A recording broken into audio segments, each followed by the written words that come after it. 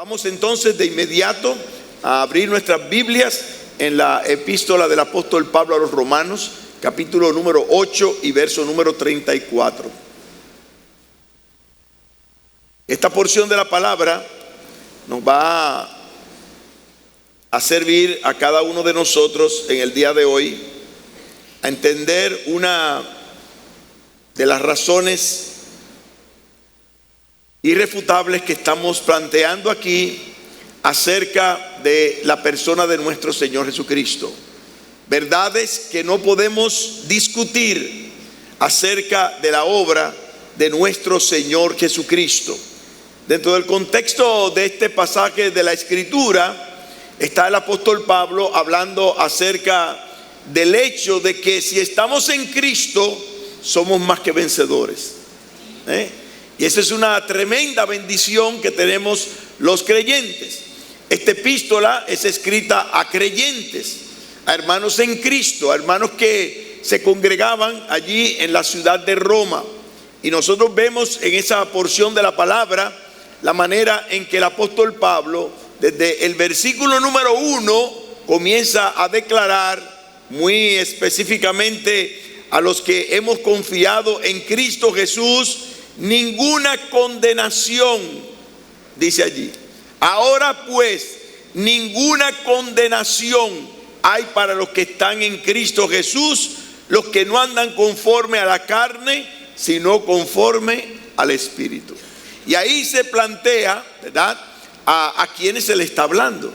Se le está hablando a creyentes que han confiado su fe en Cristo, a que aman a Dios, que entienden que cuando venimos a Cristo experimentamos una transformación espiritual, y como dice aquí la palabra, no andamos conforme a la carne, sino conforme a lo que nos dicta el Espíritu Santo de Dios, que ha venido a morar en nosotros como garantía hasta que estemos en la presencia de nuestro Señor. Y este pasaje que vamos a estudiar hoy, que nos va a servir a nosotros como punto de partida para hacernos entender que nuestro Señor Jesucristo nos ha librado de la condenación eterna. Nos ha librado de la condenación eterna. Y por eso dice el pasaje que hemos de compartir en el día de hoy, y se inicia con una pregunta: ¿quién es el que condenará? Cristo es el que murió, mas aún el que también resucitó, el que además está a la diestra de Dios, el que también intercede por nosotros. Vamos a orar. Padre nuestro, en esta mañana estamos ante tu presencia y te rogamos, te suplicamos, queremos, Señor, tu bendición para que cada uno de nosotros, por medio de tu palabra y a través de tu Espíritu, podamos entender esta maravillosa verdad que gobierna nuestros corazones.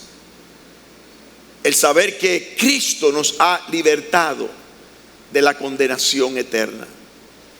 Gracias, Padre, porque en ti hay perdón para que sea reverenciado. Gracias, Padre, porque por medio de Jesucristo, tu Hijo, que fue entregado allí en la cruz del Calvario, tenemos el perdón de nuestros pecados y la seguridad de una vida eterna. Ninguna condenación hay para los que están en Cristo Jesús, los que viven conforme al Espíritu y no conforme a la carne. Padre, y te rogamos que conforme a tu palabra nosotros podamos ser edificados. Y si hay aquí alguna persona que no te conoce, que no ha tenido un encuentro personal contigo, que no ha tenido todavía la dicha de ser un hijo tuyo, oh Dios, que tu Padre le perdones, le salves y le libres de la condenación. Gracias, Padre, en el nombre de Cristo Jesús. Amén y amén. Continuando con la serie que estamos planteando acerca de verdades irrefutables sobre la persona de Cristo, ya he dicho que en el día de hoy vamos a tratar esta verdad. Jesucristo canceló nuestra condenación. Gloria a Dios. Jesucristo canceló nuestra condenación. Hay personas que no entienden cuando la Biblia habla en estos términos, porque ciertamente ni siquiera quieren reconocer que han pecado. La Biblia nos habla de la justicia de Dios. Uno de los planteamientos más tremendos que encontramos en la palabra del Señor es precisamente el planteamiento de lo que será la justicia de Dios y el juicio de Dios en el día final para aquellos que no han querido hacer su perfecta y santa voluntad. La voluntad de Dios está expresa en su palabra. Juan capítulo número 6 nos dice claramente, y esta es la voluntad de Dios. Lo puede buscar en el verso número 40. Que todo aquel que ve al Hijo y cree en Él tenga vida eterna, dice la palabra del Señor.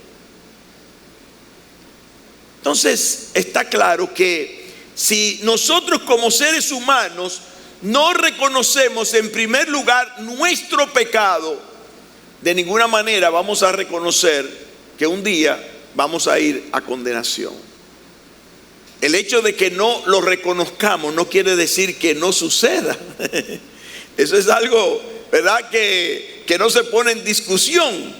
Yo puedo decir, esa pared es verde, aun cuando la pared está pintada de azul. Y el hecho de que yo diga que es verde no significa que en ninguna manera deje de tener el lugar el color que tenga. Y muchas personas niegan, ¿verdad?, el hecho de que un día, como dice la palabra de Dios en Apocalipsis capítulo 20, versículo número 11, todos los hombres se tendrán que parar delante de Dios. Y como dice allí la palabra, serán juzgados por sus obras. ¿Y por qué por sus obras? Bueno, porque no han confiado en la obra de Cristo. Y hay solamente dos maneras de librarse ante la presencia de Dios. Solamente hay una manera de librarse en la presencia de Dios del juicio final. Y es cuando yo he confiado que Cristo Jesús pagó por mis pecados, cubrió la justicia de Dios para que yo no tenga que ir a la presencia de Dios en mi propia justicia, que como dice la palabra es como un trapo de inmundicia, no sirve para nada delante de Dios para defenderme ante el juicio final. ¿Qué yo voy a decir ante el juicio final si yo no tengo quien pague por mis pecados? ¿Qué yo le voy a decir a Dios cuando Dios me presente mis pecados y me plantee mi culpabilidad y me plantee el hecho de que solamente hay infierno para mi alma? Si yo no he confiado en Cristo Jesús, que como dice la Escritura, es el único medio que Dios ha declarado para salvación y vida eterna. Si usted abre su Biblia en Gálatas capítulo 2 y verso 17, usted encuentra en esa porción de la palabra de Dios cuando el apóstol Pablo dice, sabiendo que una persona no está justificada por obras de la ley. Oiga lo que dice ahí, y estoy parafraseando. Y el texto claramente dice, y si buscando ser justificados en Cristo, también nosotros somos hallados pecadores, ¿es por eso Cristo ministro de pecado? En ninguna manera.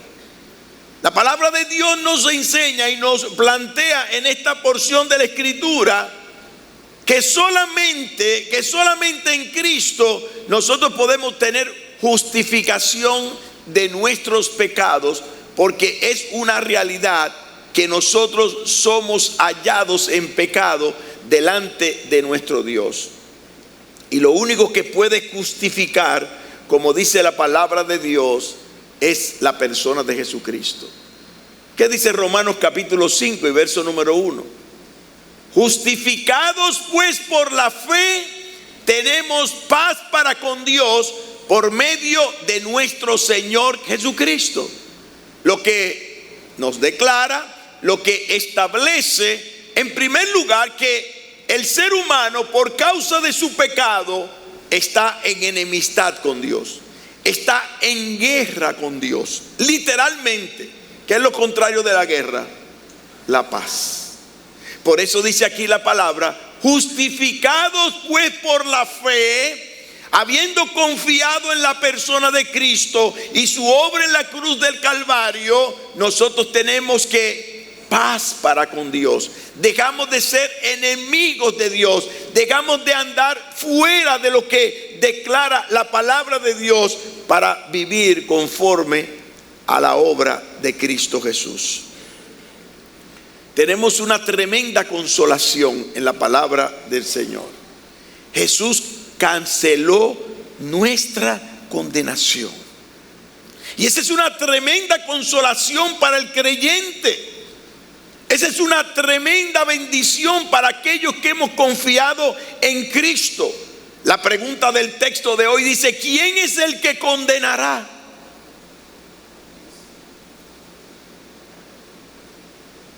Y todo aquel que no ha recibido a Cristo como Señor y Salvador tendrá que ser condenado al infierno eterno. Es por eso que el Señor dice claramente a sus discípulos, y eso está en Marcos capítulo 16, versículos 15 y 16: id por el mundo y predicad el evangelio a toda criatura. El que creyere y fuere bautizado será salvo, mas el que no creyere, ¿qué dice ahí? Será condenado. Seremos condenados si no hemos recibido a Cristo como Señor y Salvador, dice la palabra de Dios, hablando como un ser humano que no ha conocido de la gracia de Dios. Ahora bien, la Biblia nos muestra en este solo versículo lo que es el evangelio de nuestro Señor Jesucristo. Hay tres elementos que nosotros no podemos, sacar del evangelio de Cristo, que es su muerte, su resurrección y su ascensión a los cielos, o su glorificación ante la persona del Padre. Aquí en este pasaje de la Escritura dice allí la palabra, contestando esta pregunta: ¿quién es el que condenará? Cristo es el que murió, primer elemento, mas aún el que también resucitó, el segundo elemento, el que además está a la diestra de Dios, el que también intercede por nosotros, el tercer elemento, que tiene que ver con el evangelio de nuestro Señor Jesucristo. La palabra del Señor nos muestra aquí, en primer lugar, que nosotros seremos libres de la condenación eterna, que nosotros hemos tenido la bendición de que se cancelara nuestra condenación, en primer lugar por el hecho de que Cristo murió por nuestros pecados, pagando lo que necesitábamos nosotros pagar para poder ir a la presencia de Dios. Ese texto dice: ¿quién es el que condenará? ¿Quién? El único que tiene poder para juzgar es el Señor Jesucristo. El único que nos condenará, no por su decisión, sino por nuestra actuación. Porque también dice la Biblia, y alguno pudiera decir: bueno, pastor, pues hay una contradicción. Si usted abre su Biblia a Juan capítulo número 3 y verso número 16, ¿qué dice allí la Biblia? Porque de tal manera amó Dios al mundo, que ha dado a su Hijo unigénito, para que todo aquel que en Él cree no se pierda, mas tenga vida eterna. Pero mire qué interesante lo que dice allí la palabra de Dios. Porque no envió Dios al mundo, ahí está, porque no envió Dios a su Hijo al mundo, ¿para qué? Cristo no vino para condenar al mundo, sino ¿para qué? Cristo no es el que ahoga a aquel que se está ahogando. Cristo es el que le brinda el salvavidas al que se está ahogando para que no se ahogue. Porque el que se está ahogando por sus propios medios o por su propia suerte o por lo que ha hecho. Porque el que no se mete al agua no se ahoga. Dice la palabra que nosotros estamos condenados. Cuando Cristo viene al mundo, Él no viene a condenarme a mí, porque ya yo estoy condenado. Porque mi pecado es el que me condena. Porque mis hechos son los que me llevan a tener que pagar conforme a la justicia de Dios, lo que yo tengo que pagar para ser liberado de la culpa de mi pecado y de mi maldad. Y dice el texto allí: porque no envió Dios a su Hijo al mundo, dice claramente el texto, para condenar al mundo, sino para que el mundo sea salvo por él. Mira, Cristo vino para salvarte. En pocas palabras, no hay que darle más vuelta al trompo. Mire, Cristo vino para salvarte y para salvarme y para salvarnos. ¿Por qué? Porque nosotros, cuando Él vino, ya estábamos condenados. Note lo que dice el texto: el que en Él cree, versículo 18, no es condenado. Pero el que no cree, Él lo va a condenar. Ya ha sido condenado porque no ha creído en el nombre del unigénito Hijo de Dios. Te estás ahogando. Y te estás ahogando porque fuiste tú el que te metiste al mar. Y por tus hechos y por tu acción te estás ahogando. Porque te fuiste allí a la alta mar y te metiste en la profundidad del mar y te estás ahogando porque no tienes capacidad para poder salir de ahí. Cristo no vino para hundirte más. Cristo vino para ofrecerte un salvavidas, para que tú puedas salir y tener la oportunidad de no morir por causa de tu acción de meterte en alta mar.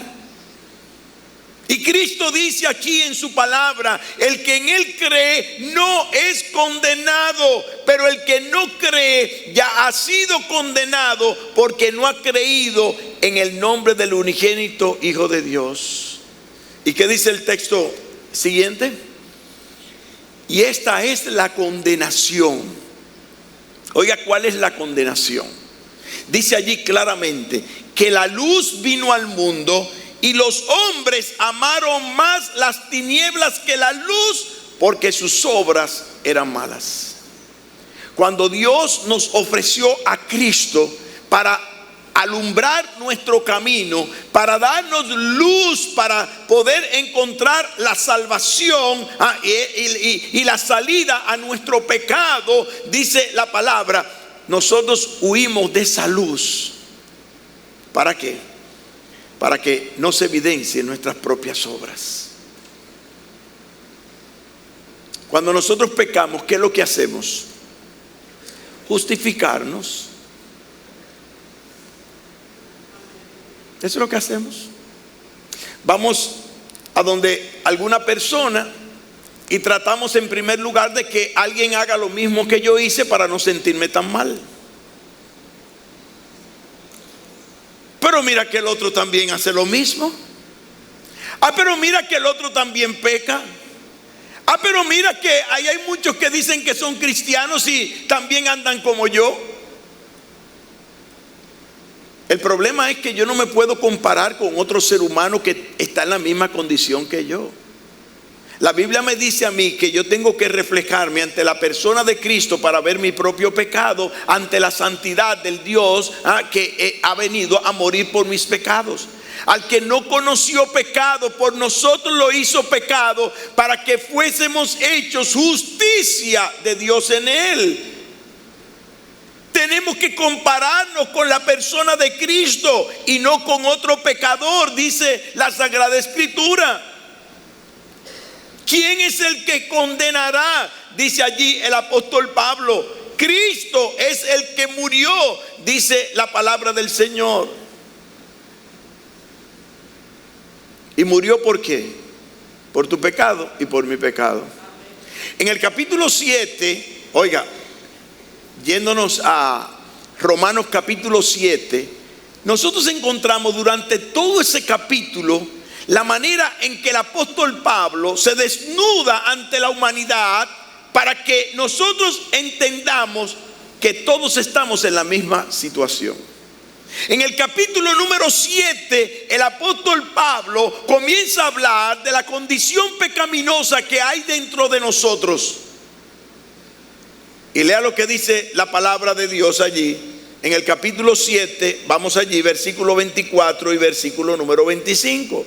Después que el apóstol Pablo nos muestra allí la manera en que nosotros como seres humanos no podemos de ninguna forma ir en contra de nuestra propia naturaleza, porque nuestra naturaleza nos seduce y nos lleva indefectiblemente a seguir pecando. Termina concluyendo y diciendo, versículo 24 del capítulo 7, miserable de mí, miserable de mí, ¿quién me librará de este cuerpo de muerte? Y el apóstol Pablo tiene posiblemente en su mente lo que ocurría a un reo que había asesinado a alguien y la pena que le imponían era atarle al muerto encima. ¿Usted se imagina? Usted asesinó a alguien, pásame el muerto, ven.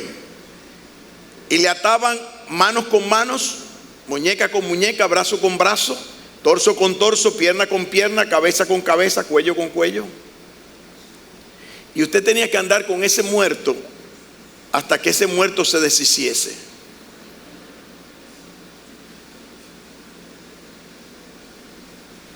Así es el pecado que mora en nosotros. Eso es lo que dice el apóstol Pablo aquí. Y si no, vea lo que dice la palabra del Señor. Capítulo número 7 y versículo número 14.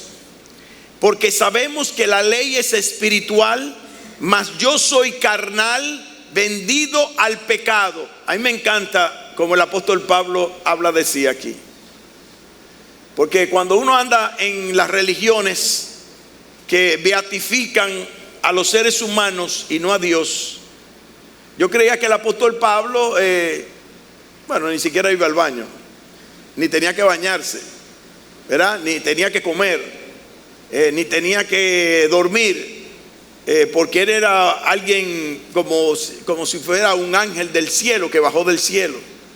Pero cuando leemos lo que dice la palabra de sí mismo el apóstol Pablo, dice allí el apóstol Pablo que lo que él hace es igual a lo que yo hago y a lo que tú haces. Mire lo que dice aquí: porque lo que hago no lo entiendo, pues no hago lo que quiero, sino lo que aborrezco, eso hago. Y si lo que no quiero esto hago, apruebo que la ley es buena. De manera que no soy yo quien hace aquello, sino el pecado que mora en mí. Y yo sé que en mí, esto es en mi carne, no mora el bien. Porque el querer el bien está en mí, pero no el hacerlo. Porque no hago el bien que quiero, sino el mal que no quiero, eso hago. Y si hago lo que no quiero, ya no lo hago yo, sino el pecado que mora en mí. Así que queriendo yo hacer el bien, hallo esta ley, que el mal está en mí. Porque según el hombre interior me deleito en la ley de Dios, pero veo otra ley en mis miembros que se revela contra mí, contra la ley de mi mente, y que me lleva cautivo a la ley del pecado que está ¿dónde? En mis miembros. El pecado mora en mí, dice aquí la palabra de Dios. Y por eso Él irrumpe aquí en una exclamación tan grande, tan terrible, cuando dice: miserable de mí, ¿quién me librará de este cuerpo de muerte? ¿Quién me puede quitar a mí el deseo de satisfacer mi carne y no satisfacer a Dios? ¿Quién me puede quitar eso? Dice el apóstol Pablo. ¿Quién es el único que puede quitarme ese deseo pecaminoso de hacer siempre lo malo, lo incorrecto, lo que no es la voluntad de Dios? Y ninguno de nosotros puede poner cara de santico. Ninguno de nosotros. Porque somos pecadores, dice la palabra del Señor. Porque no hacemos el bien que queremos. Usted lo puede desear. Yo quisiera andar correctamente. Yo quisiera portarme bien. Con un muchachito de eso de la escuela dominical, de la escuela bíblica. Un hijo suyo, un nieto suyo, y usted dice: ay, abuelo, yo me quiero portar bien, pero a veces que no puedo. Un niño.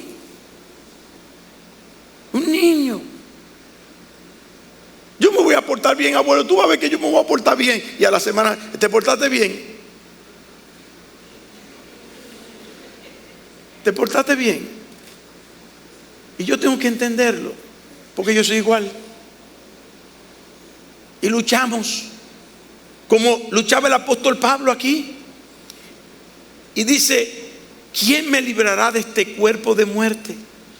Pero ¿cómo termina el capítulo 7? Nota el versículo 25. Gracias doy a Dios por Jesucristo, Señor nuestro. Así que yo mismo con la mente sirvo a la ley de Dios, mas con la carne a la ley del pecado. Pero ¿qué dice el versículo 1? Ahora pues ninguna condenación hay para los que están en Cristo Jesús, los que no andan conforme a la carne, dice allí, sino conforme al Espíritu. O sea que hay buenas noticias. Hay buenas noticias. Cristo nos ha librado de la condenación eterna. ¿Por qué? Porque Él murió por nosotros. Cristo es el que murió. Aquí está la respuesta a esa gran pregunta. ¿Quién es el que condenará? Cristo es el que murió. Está hablando a creyentes. Si Cristo fue el que murió por mí, ¿cómo Él me va a condenar cuando Él me ha librado del poder del pecado y de la muerte?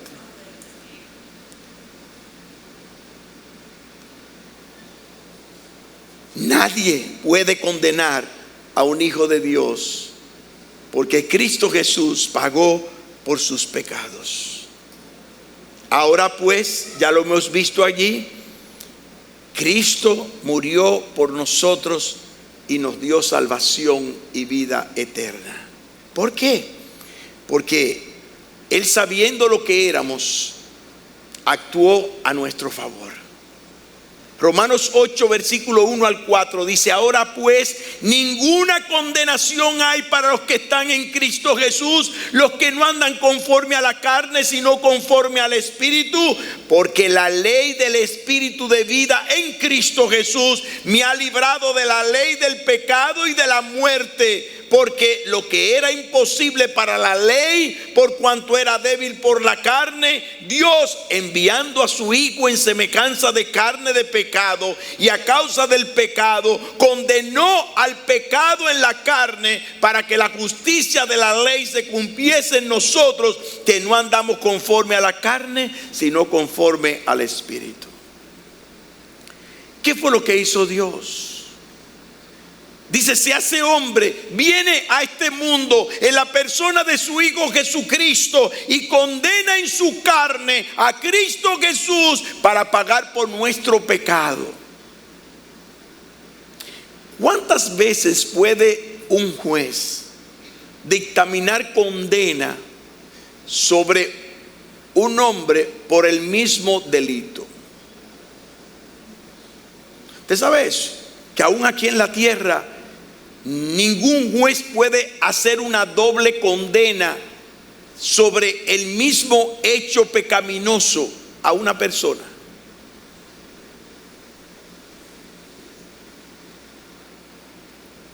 ¿De dónde se desprende eso? de la misma Biblia. Mire, las leyes de la justicia, o sea, lo que tiene que ver con la justicia, se desprende de los principios establecidos en la palabra de Dios. Cuando se hace un juicio, bueno, en nuestro país, que ha sido bastante idólatra, no se practica eso. Pero en países donde han nacido, países que han nacido sobre la base de la Biblia, cuando se va ante el juez y se jura decir toda la verdad, es sobre esto, mire, sobre la palabra de Dios. No es sobre un crucifijo ni sobre no, sobre la palabra santa de Dios. Todo lo que dice la palabra de Dios es lo que domina todo lo que es el sistema judicial. ¿Por qué condenan a un asesino? Porque la Biblia dice que asesinar es malo. Bueno, ahora estamos en el tiempo que ya fue profetizado que a lo bueno se le llama malo y a lo malo se le llama bueno. La Biblia dice, por ejemplo, en el caso de los homosexuales, de acuerdo a la Biblia, que eran sacados fuera del campamento y eran apedreados. Ahora, el que dice eso es un homofóbico. Pero eso siempre ha estado escrito en la Biblia. Entonces, ¿Dios es un homofóbico? No, Él murió también por los homosexuales, para que dejen de ser homosexuales. Murió por los mentirosos, para que dejen de ser mentirosos. Murió por los adúlteros, para que dejen su adulterio. Murió por los fornicarios, para que dejen de fornicar. Murió por todos, para que dejemos de hacer lo que es incorrecto.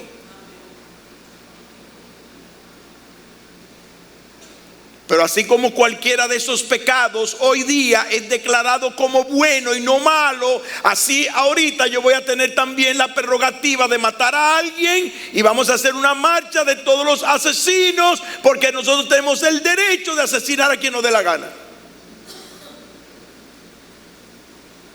Y el que me juzgue a mí será un homofóbico. Y el que me juzgue a mí estará en contra de la minoría. Porque no todos, ¿verdad?, asesinan. Pero ya el Señor profetizó acerca de eso. En el tiempo del fin el hombre llamará a lo bueno malo y a lo malo bueno. Y ya estamos viviendo lo que el hombre está viviendo al día de hoy. Pero la Biblia me dice que yo estoy condenado por causa de mi pecado. Aunque yo le quiera llamar de otra forma al pecado, a veces le llaman enfermedad. Es una enfermedad. Es una debilidad.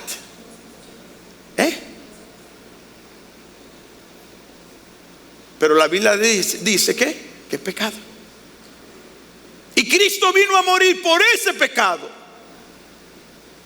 Por causa de ese pecado.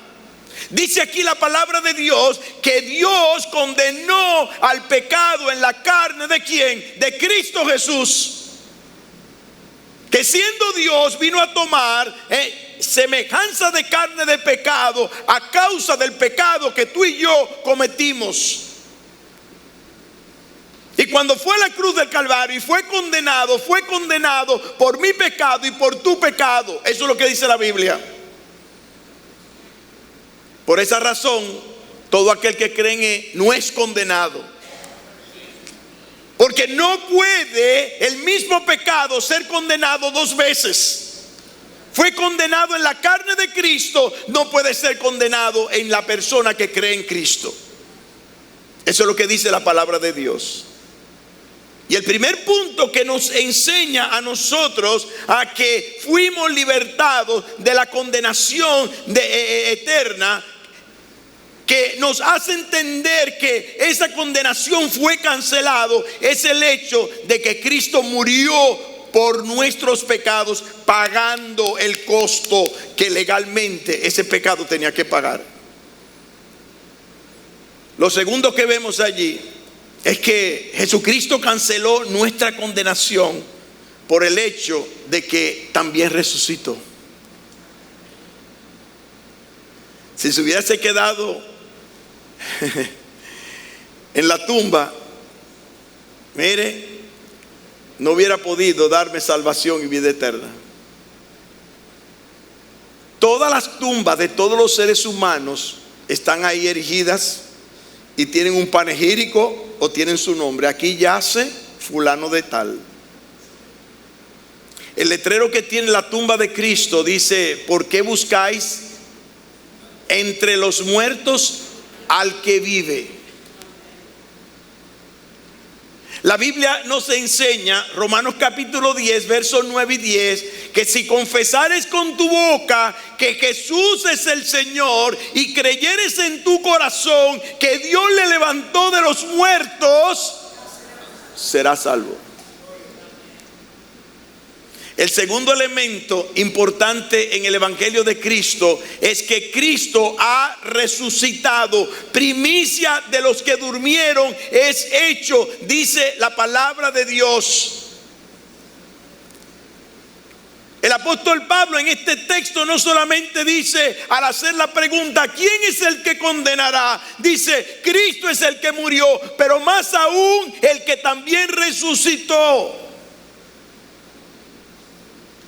¿Por qué tenía que resucitar? Porque un muerto no le puede dar vida a otro muerto.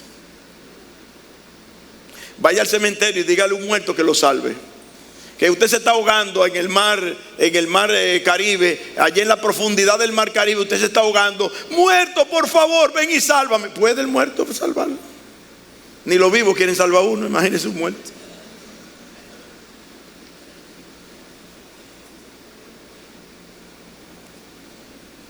Por eso Cristo, dice la palabra, siendo Dios, murió por nuestros pecados, pero resucitó al tercer día conforme a las Escrituras.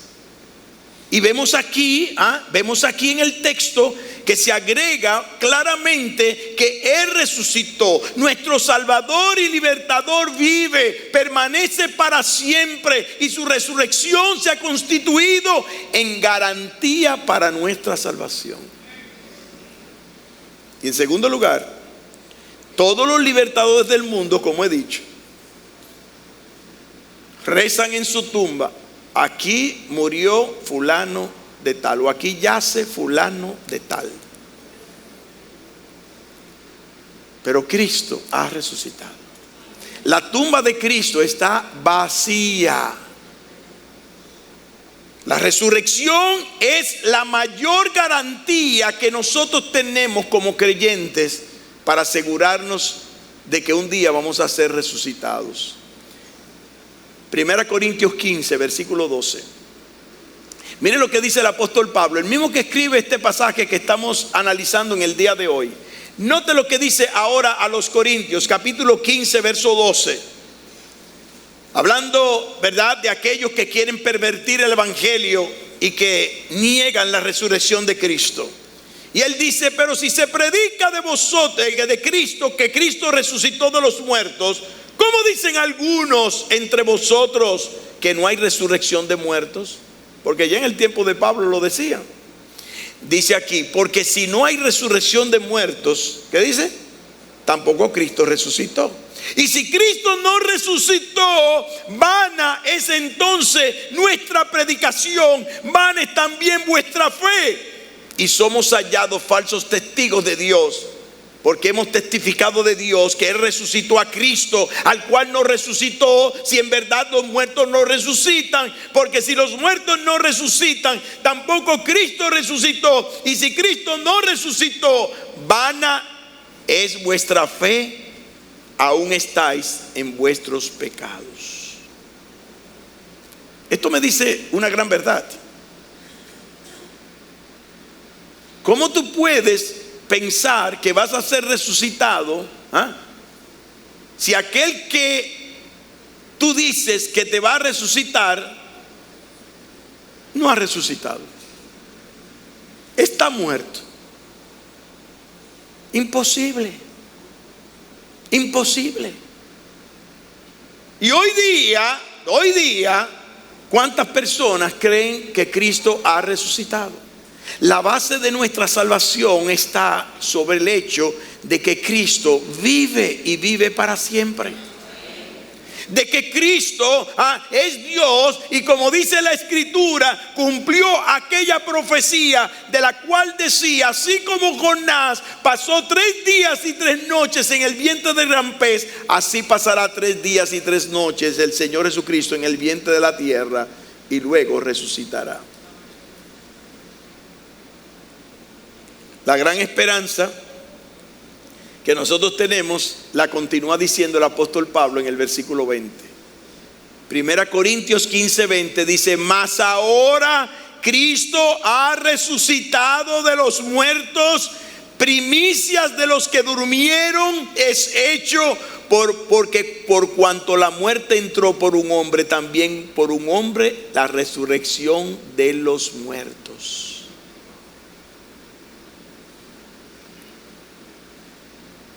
Y me encanta el final del capítulo número 15. El apóstol Pablo se burla de la muerte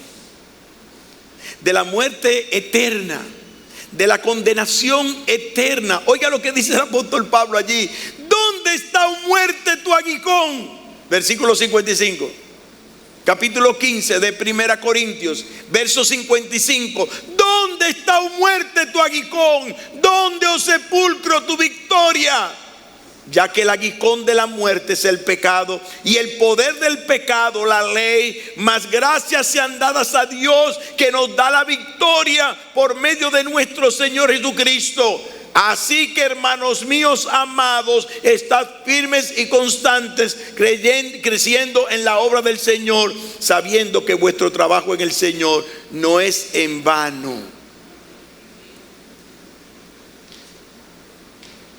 Yo no estoy aquí predicando en vano, porque mucho pueblo se ha convertido a Cristo, y nos gozaremos en los cielos eternamente con los salvos y con aquellos que han depositado su fe en Cristo. Cristo es nuestra promesa de resurrección. ¿Qué dijo Cristo cuando se presentó ante la tumba de Lázaro? Y las hermanas le reclamaban, Marta y María le reclamaban: Señor, si tú hubieras estado aquí, mi hermano no hubiera muerto. Y el Señor le dice: tu hermano resucitará. Sí, Señor, yo sé que él va a resucitar, pero en el día de la resurrección. Oigan, yo soy la resurrección y la vida. El que cree en mí, aunque esté muerto, vivirá. Y todo aquel que vive y cree en mí no morirá eternamente. Échele años a la eternidad. ¿Cuántos años tiene la eternidad? Si usted pone un número, dejó de ser eternidad. No morirá eternamente, dice la palabra de nuestro Dios. Todo aquel que confía en Cristo tendrá la seguridad de que estará en la presencia de Dios después de la resurrección.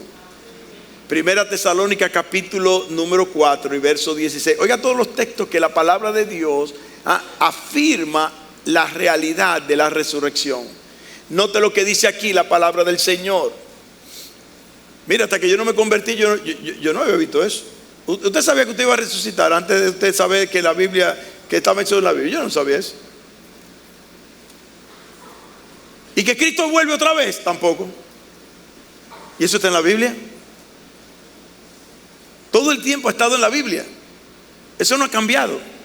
Y miren lo que dice aquí la palabra del Señor: porque el Señor mismo, con voz de mando y con voz de arcángel y con trompeta de Dios, descenderá del cielo, y los muertos en Cristo resucitarán primero. Luego nosotros, los que vivimos, los que hayamos quedado, seremos arrebatados juntamente con ellos en las nubes para recibir al Señor en el aire, y así estaremos siempre con el Señor.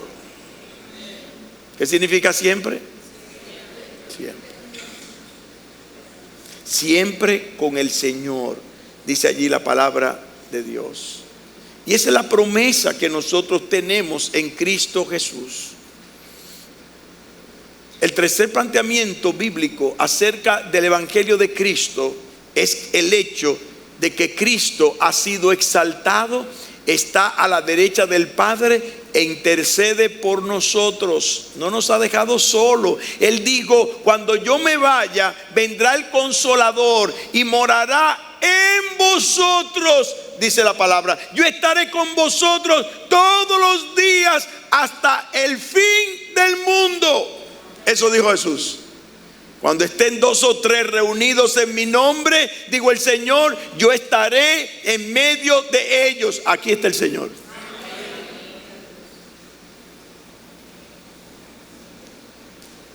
Y vemos allí que dentro de ese aspecto, de ese planteamiento bíblico, del tercer elemento que tiene que ver con el Evangelio, Cristo y su posición actual, es la posición de alguien que ha sido exaltado y glorificado. Yo recuerdo estas palabras del Señor cuando decía: Padre, exáltame, ¿verdad? Con la misma gloria, glorifícame con la misma gloria que tenía contigo desde antes de la fundación del mundo. Aquí está. Si no, léase Filipenses capítulo 2 y vea la exaltación de la persona de Cristo. Y vemos aquí, como dice el texto, no solamente que Él murió, no solamente que Él resucitó, sino que además está a la diestra de Dios, el que también intercede por nosotros. Qué bendición que tenemos a alguien a quien acudir. Dice 1 Timoteo 2, 5 al 6.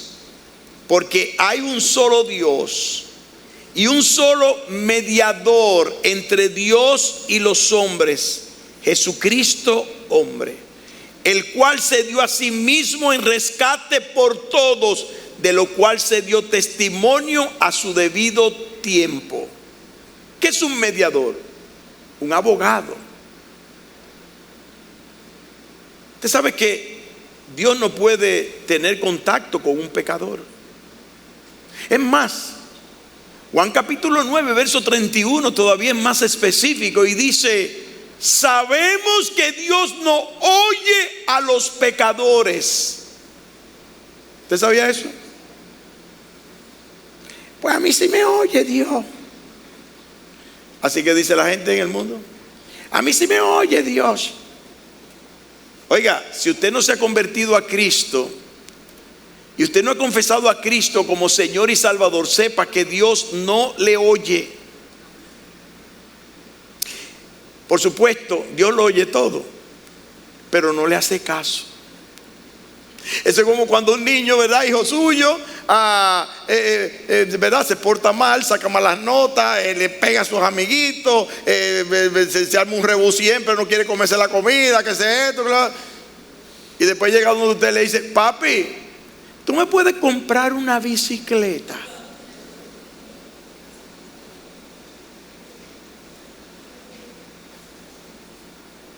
Alguien que me diga así, un hijo mío que me diga, yo sigo, talala, talala, talala. ¿Lo oí? Sí, porque estaba al lado mío. Yo lo oí. ¿Le voy a hacer caso? Dios no oye a los pecadores. Pero si alguno es temeroso de Dios y hace su voluntad, ¿qué dice? A ese oye. ¿Y cuál es la voluntad de Dios? Que todo aquel que ve al Hijo y cree en Él no se pierda, mas tenga vida eterna. Esa es la voluntad de Dios. Y Dios viene a oír al hombre pecador cuando que se arrepiente de sus pecados, confiesa a Cristo como Señor y Salvador y se constituye en un hijo de Dios obediente.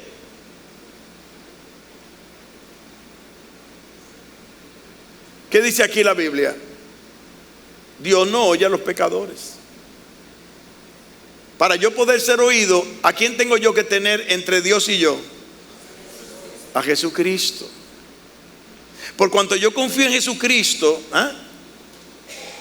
dice la palabra, yo le oro al Padre, pero ¿en el nombre de quién? Eso es muy simple. Usted merece que yo haga algo por usted? Usted no me conoce, no sabe quién soy yo, y usted viene a donde mí y me dice, présteme 2 millones de pesos. ¡Guau, guau! Me voy a tirar al piso. Me voy a tirar al piso, mire, que como dicen por ahí, me moriré de la risa. Pero para usted conseguir esos 2 millones, si usted es sabio, ¿qué usted hace? Ay, pastor, mire, por lo que más usted quiera, por su esposa, pastor, mire, le voy a pedir en nombre de su esposa. No lo haga por mí, pero hágalo por los méritos de su esposa para con usted, de su mamacita. Por tu mamacita, por favor, yo quiero que tú me prestes ese 1 millón de pesos. ¿Qué es lo que usted está buscando? Un mediador, alguien que merezca que yo preste ese dinero. Imagínate, mi mamá me dio la vida, y mi esposa me mantiene en la vida. ¿Cómo no le voy a prestar esos 2 millones? Usted está viendo qué es lo que dice la Biblia, que es un mediador, uno que intercede por nosotros. Yo no merezco nada de Dios. Cuando Dios me ve a mí, me ve como un maldito pecador. Dios no puede concederme nada porque yo lo que he hecho es ofender a Dios. Pero cuando yo le oro al Padre en el nombre de Cristo, Cristo en obediencia lo hizo todo para agradar al Padre. Y yo creí que Él hizo eso por mí.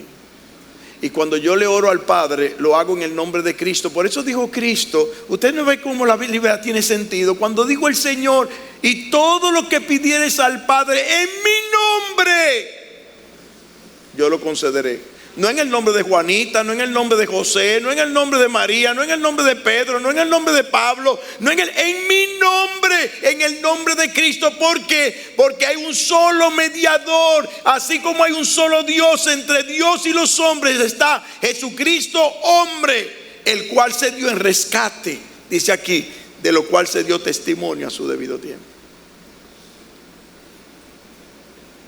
¡Qué bendición! Que Dios nos oye por medio de Cristo. Pero usted tiene que recibir a Cristo para que Él le oiga.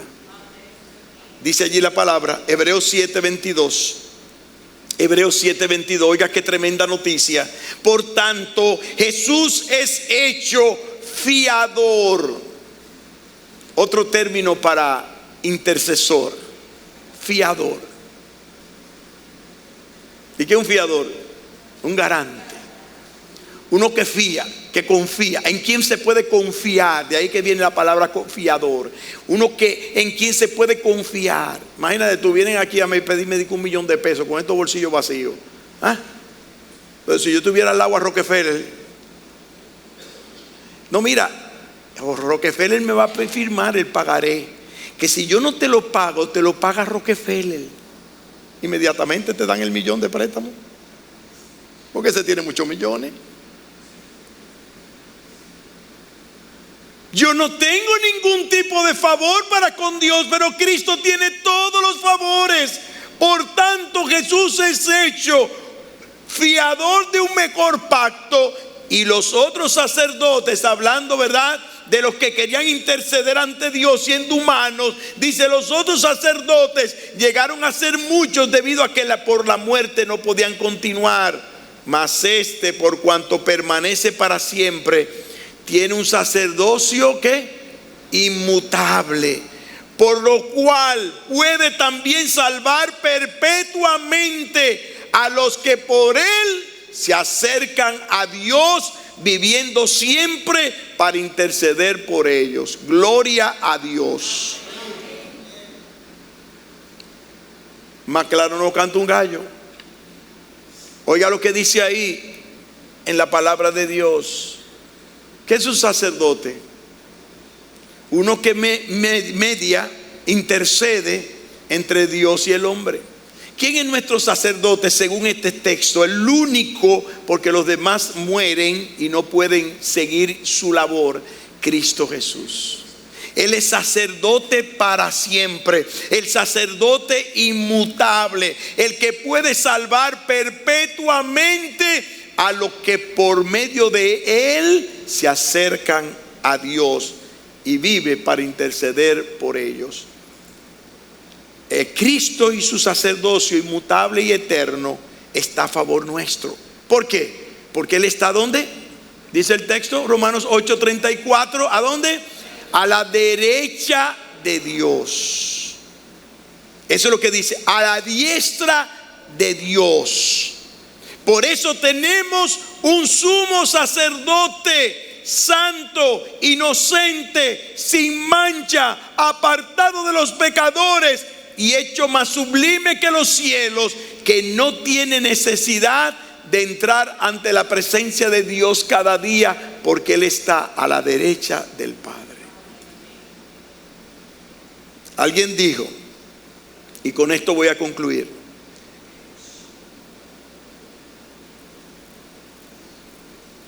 ¿pero qué si el mundo nos quiere condenar? ¿Pero qué si alguien quiere condenarme? ¿Nos condenará el mundo porque somos cristianos? De hecho, ha habido muchos mártires. La respuesta es que nadie puede condenarnos con éxito.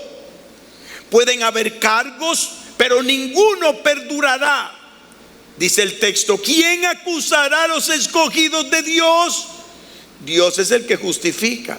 Es el mismo que cuando la Biblia pregunta, ¿quién nos separará del amor de Cristo? Tribulación o angustia o persecución o hambre o desnudez o peligro o espada. La respuesta no es más que la siguiente: nadie. En todas estas cosas somos más que vencedores por medio de aquel que nos amó. El mundo traerá su condenación. Quizás esta llegue acompañada de espada, pero sabemos que el Supremo Tribunal, que ya ha dictado sentencia a nuestro favor, si Dios es por nosotros, ¿quién contra nosotros? Nadie puede condenar a un hijo de Dios. Él nos ama. Si otros nos encarcelan, si otros nos persiguen, si otros nos traen tribulación, Él dará libertad a nuestro espíritu para que vivamos por Él. Él nos refina con su fuego. Si otros nos matan, Él hace eso un trayecto al paraíso. No pueden derrotarnos. Cristo ha muerto, Cristo ha resucitado, estamos vivos en Él y en Él no hay condenación. Somos perdonados y somos hechos justos, porque dice la palabra de Dios, Proverbios 28:1, el justo vive confiado como un león.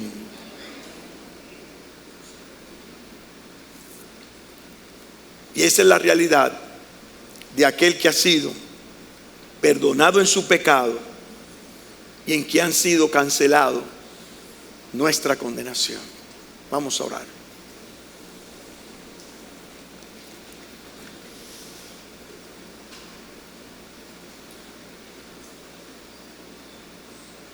Padre nuestro, estamos ante tu presencia, entendiendo y sabiendo que nuestro Señor Jesucristo intercede por nosotros.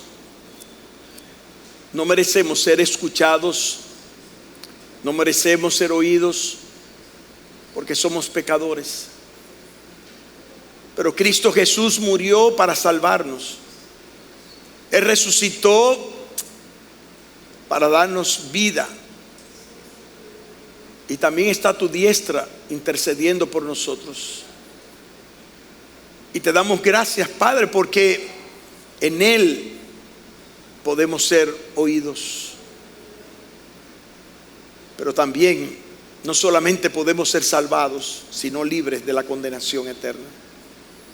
Padre, en esta oportunidad te ruego que tú nos ayudes a hacerte fieles, que por medio de tu Espíritu podamos vivir para ti y solamente para ti. Que tú te glorifiques en nuestras vidas y que nos hagas entender que debemos vivir para tu gloria. Ahora, Señor, te rogamos por todos y cada uno de los que puedan estar aquí en esta mañana, que no han tenido un encuentro contigo, Dios. Que tú también puedas darle la oportunidad de ser oídos, de ser bendecidos, de tener la esperanza de la resurrección. Y de igual manera, oh Dios, de tener un abogado como tú en la persona de Cristo, que intercede día y noche por nosotros. Padre, queremos que tú hagas la obra de salvación. Tu palabra ha sido expuesta. Y sabemos, oh Padre, que irnos de aquí sin dar una respuesta a nuestro corazón es como mirarse en un espejo y olvidar al rato cómo era nuestro rostro. Por eso te rogamos, oh Dios, que estemos ante tu palabra y nos reflejemos ante ti, oh Dios. Bendícenos, Padre, que Cristo sea exaltado y glorificado en esto. Ahora sí, ahí en el silencio de su asiento, usted está aquí y no ha recibido a Cristo como Señor y Salvador. Usted ha oído lo que se ha explicado por la palabra. La palabra es la que nos va a juzgar en el día final. Esa es la palabra de Cristo. Ahí en el silencio de su asiento solamente usted tiene que confesar a Cristo como Señor y Salvador. Como dice la palabra, dar una respuesta. Que su alma dé una respuesta a lo que dice la palabra. Y la palabra declara que si tú confiesas con tu boca que Jesús es el Señor y estás dispuesto que Él gobierne tu vida, y tú crees en tu corazón que Él vive, que Dios le resucitó de los muertos, es suficiente para que Dios te dé salvación y vida eterna, si estás dispuesto o dispuesta a entregar tu vida para siempre a Dios. Eso es lo que la Biblia llama nacer de nuevo. Cuando usted muere a su vida de pecado y decide entregar su pecado a Dios, confesándolo, pidiendo perdón en arrepentimiento, dispuesta a nacer a una nueva vida en Cristo, viviendo por su palabra y por medio de su Espíritu, que va a venir a su corazón el día que usted se arrepiente. Si ahí en el silencio de tu asiento, en esta oportunidad tú quieres recibir a Cristo como Señor y Salvador, haz esa oración a Dios el Padre. Padre, perdona mis pecados. Te pido perdón por ellos, porque ellos me han alejado de ti. Pero hoy yo quiero poner a Cristo entre tú y yo. Creer que Él es mi Señor. Confiar y creer que Él vive para interceder por mí. Yo quiero entregarte mi alma y mi cuerpo a ti, oh Dios, para que tú lo limpies y lo sanes, para que tú me des vida eterna y yo pueda servirte por la eternidad. Dice la palabra que si usted hace eso, usted es salvo. Y Dios está esperando su respuesta. Él no va a obligar a nadie, absolutamente a nadie, a estar en el cielo. Usted tiene que tomar una decisión.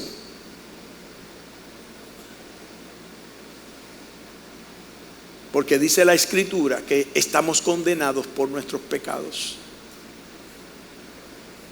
Pero Él nos libra de condenación si lo aceptamos a Él como Señor y Salvador. Si usted ha hecho esta decisión, Y en esta mañana usted quiere que oremos por usted, para que el Señor le guíe, le bendiga y le dé fortaleza espiritual para hacer su voluntad. Hágamelo saber levantando su mano. Yo voy a dar gracias a Dios por usted. Alguien así, que haya orado al Señor y haya entregado su alma a Él en esta mañana. Alguien así, que pueda decir en este momento: Señor, yo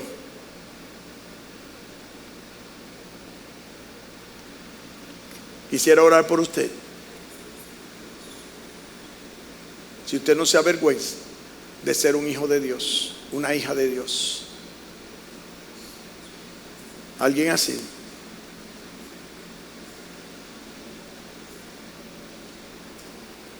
Padre nuestro,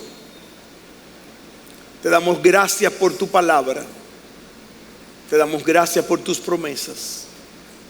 Te damos gracias por la salvación que tenemos en Cristo Jesús.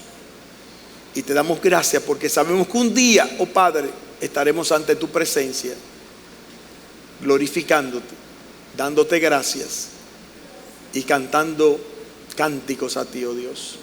Bendícenos, guárdanos, en el nombre precioso de Cristo Jesús.